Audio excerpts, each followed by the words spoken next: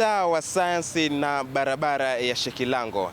Hii ni mitaa mbalimbali katika jiji la Dar es Salaam, na hii ni Kiswahili Mtaani, ambapo siku zote tumezoea kuangazia katika namna ambavyo Kiswahili hutumika katika mitaa mbalimbali, kuhakikisha kwamba Kiswahili kinazidi kukua na kuzidi kukiongeza.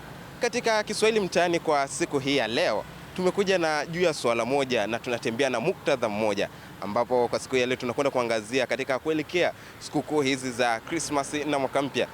Kuna baadhi ya maneno yamekuwa yakitumika au hupenda kutumika katika kuadhimisha na katika kufurahia matamasha mbalimbali, sherehe mbalimbali na sikukuu mbalimbali. Kwa siku hii ya leo tutakwenda kuangazia namna ambavyo baadhi ya wakazi wa hapa jijini Dar es Salaam wanafahamu na kujua tafsiri sahihi ya baadhi ya maneno ya sikukuu hizi. Jina langu ni Runa Mabai, ungana nami mwanzo wa kipindi hiki mpaka mwisho.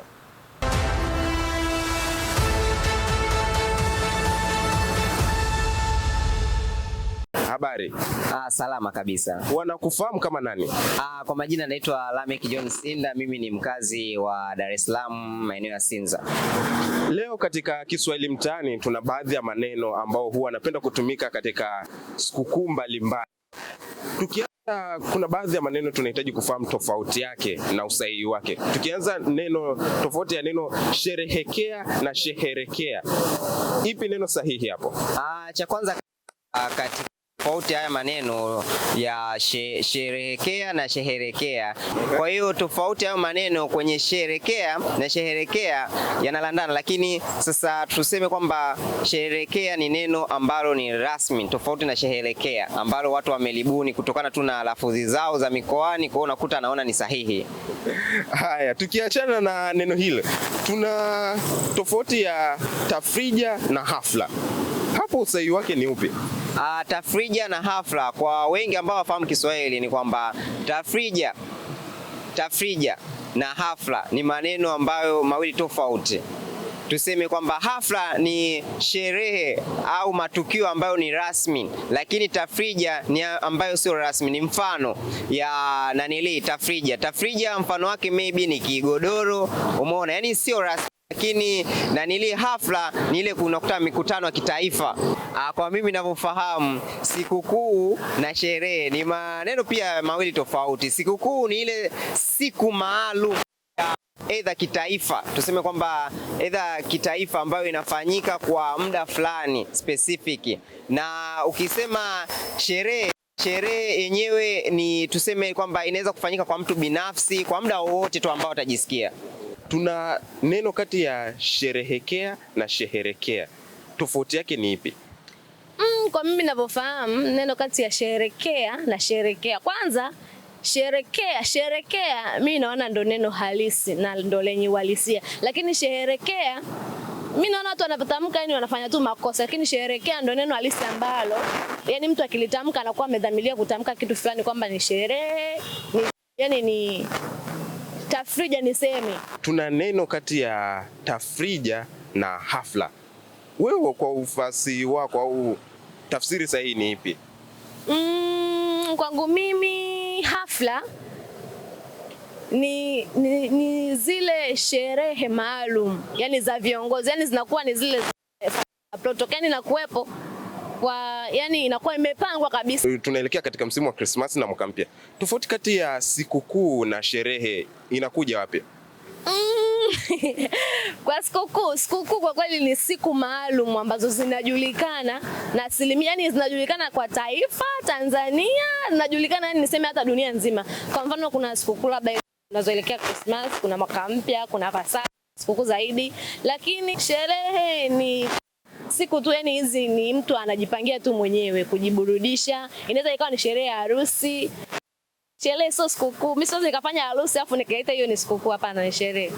Huyu alikuwa ni mkazi wa hapa Mwenge. Sasa baada ya kuwasikiliza wakazi hawa wa hapa jijini Dar es Salaam, twende tukaungane na wataalamu wetu kutoka Baraza la Kiswahili la Taifa BAKITA, waende kutuambia juu ya tafsiri sahihi ya maneno haya.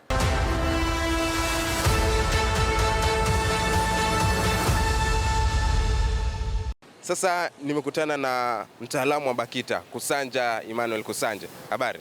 Safi sana. Naam. Wakazi wa Dar es Salaam wamekuwa wametolea juu ya tafsiri ya maneno mbalimbali. Kwa siku ya leo tunaanza na neno sikukuu na sherehe, tafrija na hafla, sherehekea na sheherekea. Kwako mtaalamu, tafsiri sahihi ni ipi? Kwanza tuelekea ni kipindi cha sikukuu na kipindi cha sherehe mbalimbali. Sasa kwanza, ili kujua utofauti uliopo kati ya sikukuu na sherehe, umejikita kwenye baadhi ya vitu. Kwa mfano, ukisema sikukuu, hii ni siku maalum ambayo inakuwa imetengwa na inafahamika kiserikali ama kidunia nzima. Nakuta dunia inafahamu kwamba siku fulani kuna siku maalumu ilitokea labda tukio fulani. Unasikia watu wanazungumzia kuhusiana na sikukuu ya mwaka mpya. Yaani ni mwaka mpya. Kwa hiyo watu wote wanafahamu ikifika tarehe mosi Januari lazima watu watafurahia. Kwenye upande wa sherehe, hili huwa ni tukio lenye furaha ambalo mara nyingi linaweza kujumuisha humo vyakula, vinywaji, watu wakiwa wanafurahia. Kwa hiyo ukiona sherehe, maana yake inakuwa ni tukio fulani hivi ambalo linaweza sio rasmi sana, na inaweza kutofautiana kati ya mtu mmoja na mtu mwingine. Sherehe sio lazima ifahamike kwa serikali, hajatengewa siku maalum. Haya, sasa tukiachana na hilo, tuna hafla na tafrija. Hili limekaaje? Kwenye hafla na tafrija, haya pia ni matukio ambayo yanaendana, lakini utofauti ni moja inakuwa rasmi, nyingine sio rasmi. Kwa mfano hafla mara nyingi hii ni sherehe ndogo ambayo ni rasmi. Inaweza kawa inafanyika kiofisi ama kiserikali au kwa mambo ya diplomasia. Kwa hiyo tunaamua kwamba tunataka kutoa tuzo kwa mtu fulani. Kwa hiyo tunaweza kuwa na hafla ya tuzo ya kitu fulani. Hiyo inakuwa ni hafla. Lakini tukija kwenye tafrija, hii tafrija inaweza kufanywa na mtu yeyote. Sio rasmi, ni sherehe ndogo pia, lakini haina urasmi huo, haina mambo ya itifaki. Kwa hiyo unaweza kuwa labda ni wewe baada ya kuwa una ugeni, unasema nataka nikaribisha wageni wangu nyumbani. Ukaita marafiki zako, ukaita na majirani, ukasema bwana tukae pamoja, tule kidogo, tunywe, tufurahie. Hiyo inakuwa ni tafrija. Tafrija ndogo tu, sherehe ndogo kabisa. Haya, na moja kwa moja tuna neno sherehekea na sheherekea. Ipi tafsiri sahihi kati ya maneno haya? Haya maneno moja liko sahihi, jingine nadhani huwa linakosewa. Neno ni sherehekea, ambalo linatokana na neno sherehe. Maana yake kusherehekea ni mtu anakuwa anafurahia kitu fulani.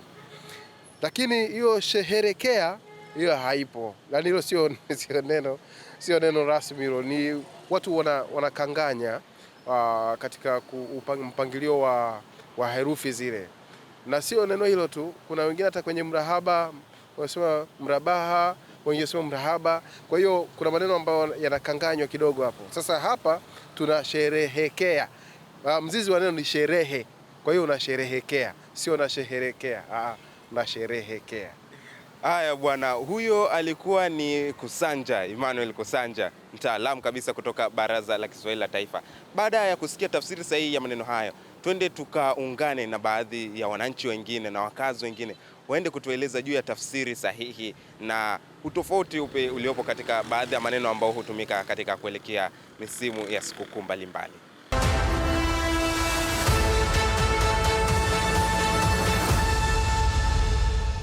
Sasa tunakwenda kuungana na mwingine au mkazi wa hapa Dar es Salaam, aende kutuambia tafsiri sahihi juu ya maneno haya. Habari?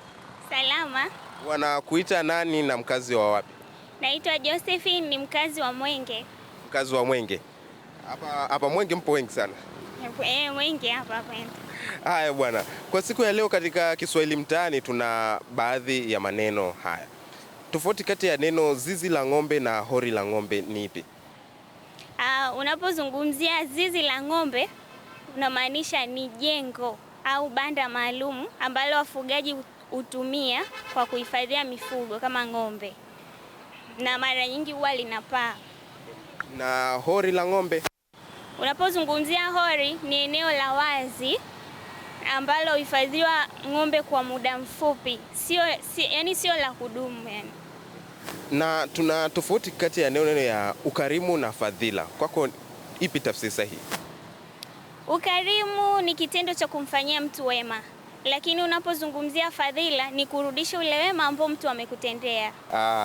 Haya, na tofauti ya neno kati ya karamu na burudani ni ipi hapo? Neno karamu inamaanisha unamwalika mtu kwa ajili ya chakula, ili labda huenda mnazungumzia jambo fulani, yaani ile binafsi unafanya mwenyewe. Lakini unapozungumzia burudani ni zile zinazofanywa na wanamuziki, waimba kwaya, utumbuizaji wa hadharani, hizo ndo burudani. Haya, asante sana. Baada ya kumsikiliza huyo, sasa twende tukaungane na mkazi mwingine ili tukajue wao wanafahamu vipi, na hii ni Kiswahili Mtaani. Mimi kwa jina langu naitwa Mariam Elbariki, ni mkazi wa Kigamboni. Mariam, mkazi wa Kigamboni. Leo tuna maneno matatu. Neno la kwanza ni juu ya hori la ng'ombe na zizi la ng'ombe. Ipi tafsiri sahihi ya maneno haya na utofauti wake? Tofauti mimi naelewa kati ya hori la ng'ombe na zizi. Hori imewekewa uzio ambao haina paa kwa ajili ya kupumzisha mifugo. Na zizi la ng'ombe ni ile sehemu ambayo imewekewa uzio na ina paa kwa ajili ya usalama wa mifugo na kujikinga na hatari mbalimbali, mfano baridi na wanyama wakali. Na ipi tofauti kati ya neno la burudani na karamu? Burudani ni ile mfano sanaa ya muziki, kwaya, vichekesho, na pia burudani inatolewa kwa lengo la kuburudisha jamii. Mfano kwaya inafikisha ujumbe katika jamii ili tujue neno la Mungu na tumjue Mwenyezi Mungu. Na karamu ni ile hali ya mtu kuandaa chakula chake kwa ajili ya labda kikao au ana mazungumzo fulani.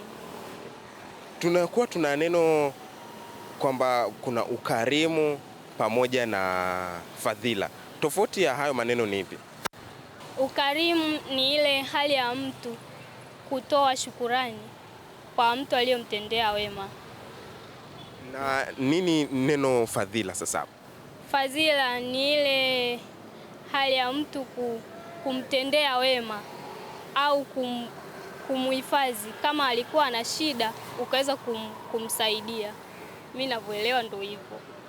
Haya bwana, hiyo ilikuwa ni Kiswahili Mtaani. Sasa baada ya kuwasikiliza wakazi hao, twende tukawasikilize wataalamu wa Baraza la Kiswahili la Taifa waende kutuambia juu ya tafsiri sahihi ya maneno haya na yanatumika vipi.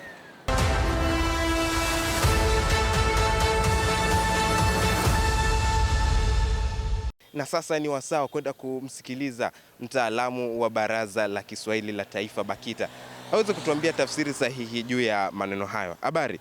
Salama kabisa. Mtaalamu, watu wanatamani kufahamu jina lako. Jina langu ni Charles Mbise. Charles Mbise. Kwako kama mtaalamu, tukianzia kwanza na neno juu ya hori la ng'ombe na zizi la ng'ombe. Hayo ni maneno mawili ambayo yanaweza kawa ni tofauti, lakini yana dhana ambazo zinakaribiana.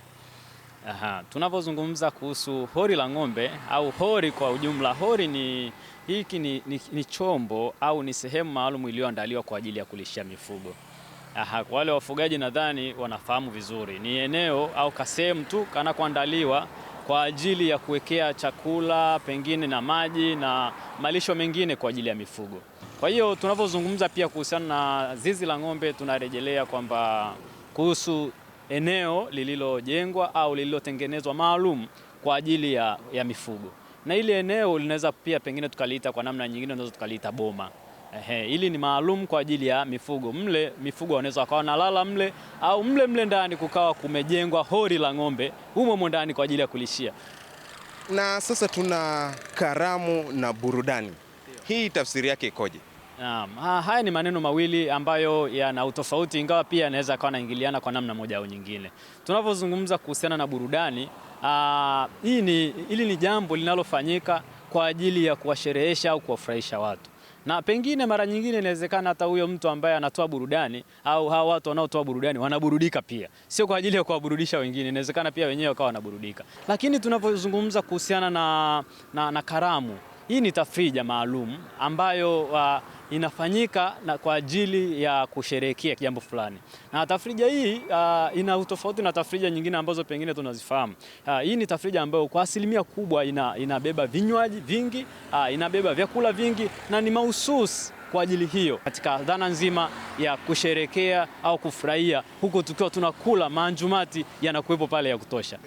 Haya bwana, tuna neno lingine juu ya fadhila na ukarimu. Hii limekaje?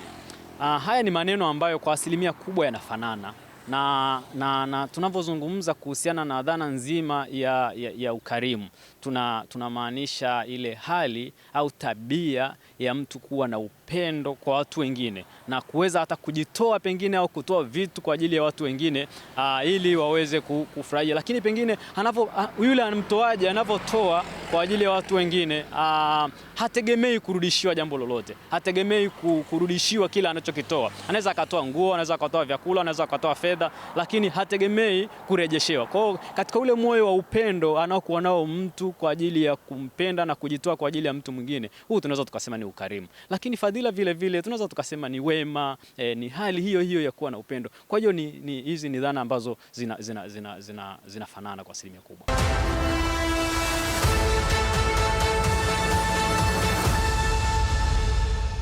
Tuna neno kati ya shughuli na shamra shamra. Kwako hii imekaaje? Anavyoelewa mimi, shughuli ni jambo ambalo linakuwa tayari liko arranged, ni jambo ambalo liko rasmi. Kwa mfano labda shughuli inaweza kuwa harusi, shughuli inaweza kuwa labda mahafali labda ya mtoto kamaliza elimu fulani. Alafu shamla shamla ni zile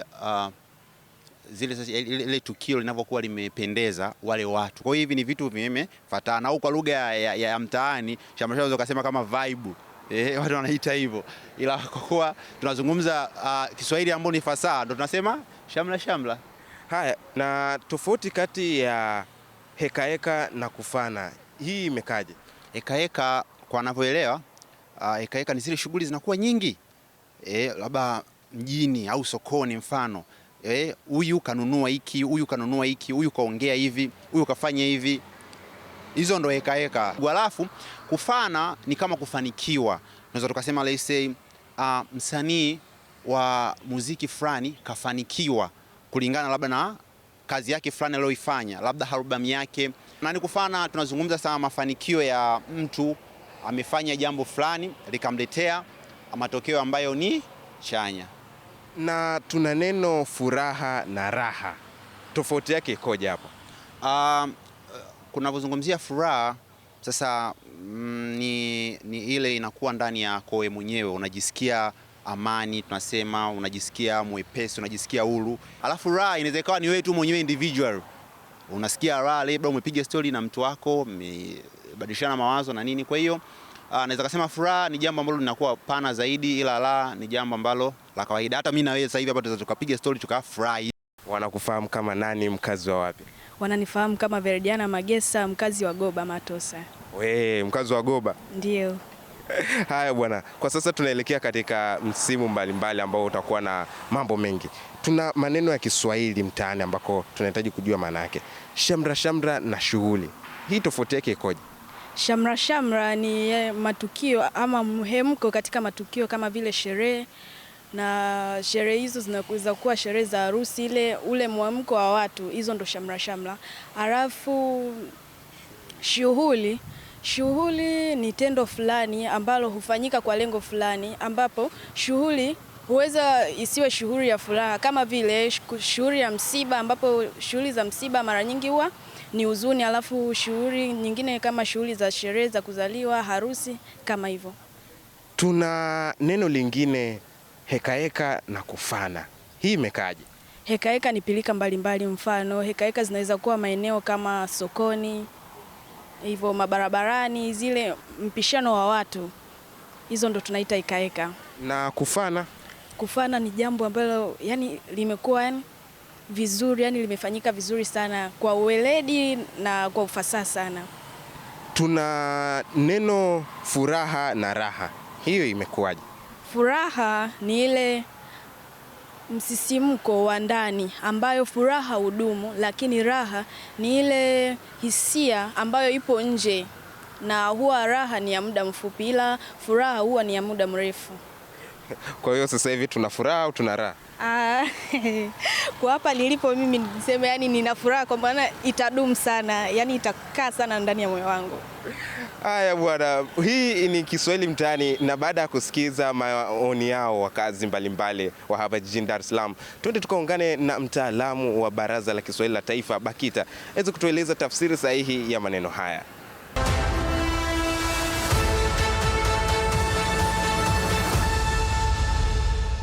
Kwako Kusanje. Asante sana. Wakazi wa hapa jijini Dar es Salaam wametueleza juu ya tafsiri mbalimbali ya maneno mbalimbali. Tukianza na neno shamra shamra na shughuli, hili limekaje? Wakazi hawa wa Dar es Salaam waliokuambia ili shamra shamra na shughuli mara nyingine wanayafahamu kwa utofauti kidogo. Shamra shamra hii ni hali fulani hivi ya furaha ambayo inawafanya watu wajisikie kama kuna kitu fulani kinafanyika. Unaona kwamba kuna watu hisia zao zinakuwa hazivumilii, lazima furaha ioneshe nje. Kwa hiyo katika kipindi vile vya Christmas na mwaka mpya wanavyochoma zile baruti na nini, hizo zote ni shamra shamra hizo.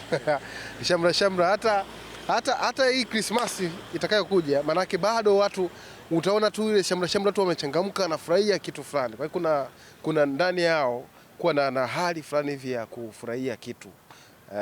Hamasa fulani hivi wanaikuwa wameijenga ndani ya mioyo yao. Haya bwana, na shughuli bwana imekuja kuchukua taswira sasa hivi ya yani kama inachukua mbadala wa sherehe. Yani kwa sasa hivi watu wengi wakisema bwana nina shughuli fulani bwana, nina shughuli ya mwanangu, yani maana mwanae anataka kusherehekea kitu fulani. Inaweza kawa ni harusi ya kwake ama ni mwago, yani maana anataka kuagwa, anataka kuolewa. Mtu anasema bwana nina shughuli ya binti yangu. Lakini msingi wa shughuli inatokana na neno kwamba kunakuwa na jambo la kufanya, yani kuna kitu fulani hivi cha kufanywa. Lakini kiuhalisia shughuli ni kazi ambayo inahitaji kufanyika, yani ni jambo ambalo mtu anafanya, anatimiza jambo fulani, analitenda jambo fulani. Hiyo ni shughuli. Haya bwana, tuna neno heka heka na kufana, hii imekaje? Haya mambo kama yanaendana hivi. Heka heka ni kama jambo ambalo mtu analifanya, unaona anaingia na kutoka, ni kuna kama shughuli fulani ambayo haiishi, yani inaratibiwa kufanikiwa kwa jambo fulani hivi ambalo unasema bwana kuna huu mtaa bwana, sasa kuna heka heka, inaonekana kuna jambo fulani linataka kufanyika au linafanyika. Kwa hiyo heka heka inachukua pia nafasi kama inataka kuwa na sherehe fulani, inataka kuwa na furaha fulani. Kwa hiyo heka heka yenyewe inamfanya mtu anashughulika mara kwa mara, anaweza kufanya mambo mengi kwa wakati mmoja. Haya bwana, na kufana unasikia mtu anasema sherehe bwana imefana sana. Kufana ni kupendeza, kufikia kiwango kile ambacho watu wameridhika ndani ya mioyo yao. Jambo limefanyika na umeridhika, sema bwana hii sherehe bwana ilifana sana. Kwa hiyo kufana kunakuwa na kuridhika kwa kitu, lakini upande wa chanya. Kwa hiyo kufana kunakuwa kuna kuridhika kwa upande wa kuona jambo limetimia vizuri, limefanyika vizuri na limekuburudisha, limekupa furaha ndani ya moyo wako. Na baada hayo tuna neno furaha na raha. Hapo sasa furaha na raha. Hivi unajua mmoja anamzaa mwingine hapa. Furaha. Ndani ya furaha kuna raha. Kwa hiyo unaweza kaiona furaha inakuwa ni ukubwa zaidi, alafu raha inakuwa ndani ya furaha. Utasema kwamba furaha si pesa, furaha si kuwa na magari mengi, furaha sio kuwa na majengo mengi, lakini furaha ni kuridhika na kile ulichonacho ndani yako. Yaani inakuwa kama ni jambo endelevu liko ndani ya moyo wa mtu. Ameshakubaliana na kitu na hicho kitu amekipa nafasi kiwe amani ndani ya moyo wake. Hiyo ni furaha. Lakini raha inawezekana ni tukio la muda fulani hivi. ni jambo, ni hisia za kuridhishwa na kitu fulani. Kwa mfano leo mimi nikikupa gari, nikamwambia bwana nakupa gari, utakachokipata pale ni raha, utapata raha ndani ya moyo. Kama kawaida yetu, hii ni Kiswahili Mtaani, ambapo huwa kawaida yetu tunakuangazia namna sahihi na namna bora ya kuhakikisha kwamba Kiswahili kinazidi kusonga mbele na kuhakikisha tunafahamu usahihi wa maneno mbalimbali ama Kiswahili kinatumikaje katika muktadha mbalimbali. Kwa siku ya leo tulikuwa na baadhi ya maneno ambayo yanatumika katika msimu huu wa kuelekea kwenye sikukuu za Christmas na mwaka mpya, ili kujua namna ambavyo maneno haya yanaweza kutumika kwa usahihi zaidi, na katika sherehe hizi tunazoelekea huko, katika sherehe na sikukuu mbalimbali, tuweze kutumia maneno kwa ufasaha zaidi. Kiswahili Mtaani ipo kwa ajili ya kujenga na kuburudisha pia. Na kwa siku hii ya leo hatuna la ziada. Kwa niaba ya wale wote ambao wameshiriki kuandalia kipindi hiki, jina langu ni Runa Mabai na hatuna la ziada. Bye bye.